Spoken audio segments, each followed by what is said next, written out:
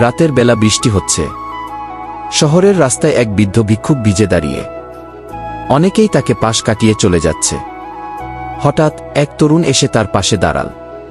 ছেলেটি রিকশা থামিয়ে দোকানে গিয়ে একটা কাপ চা ও গরম পাউরুটি কিনে এনে বৃদ্ধের হাতে দিল। বৃদ্ধের চোখে পানি। তিনি বললেন, বাবা, আমি আজ সারাদিন কিছু খাইনি। সবাই ব্যস্ত, কেউ দাঁড়ায়নি। তুমি কেন দাঁড়ালে? তরুণ হেসে বলল, আমার মা বলতেন, সবাইকে বড় সাহায্য করতে পারবে না, তবে কাউকে ছোট একটা সাহায্য করলেও আল্লাহ খুশি হন। বৃদ্ধ কিছু বলতে পারছিলেন না, শুধু দোয়া করতে লাগলেন। বছরখানেক পর এক বড় হাসপাতালের ওয়ার্ডে সেই তরুণ গুরুতর অসুস্থ হয়ে ভর্তি। চিকিৎসার জন্য অনেক টাকা দরকার, পরিবার দিশেহারা। হঠাৎ একদিন হাসপাতালের ম্যানেজার জানাল, আপনার সব বিল মাফ। কাউকে বলেছি, তিনি সব দিয়ে দিয়েছেন। তরুণ বিস্মিত হয়ে জানতে চায়, কে?